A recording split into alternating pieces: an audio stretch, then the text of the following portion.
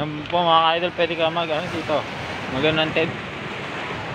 Pwede ka mag-camping mga ka-idol. Sobrang gandang tingnan yung mga alon dito mga ka-idol. Yan o, ganda mga ka-idol o.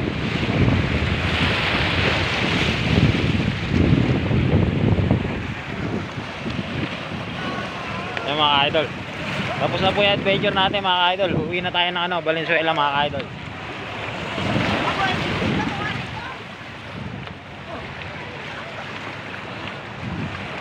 Magbibisikleta na tayo mula Valenzuela mga ka-idol.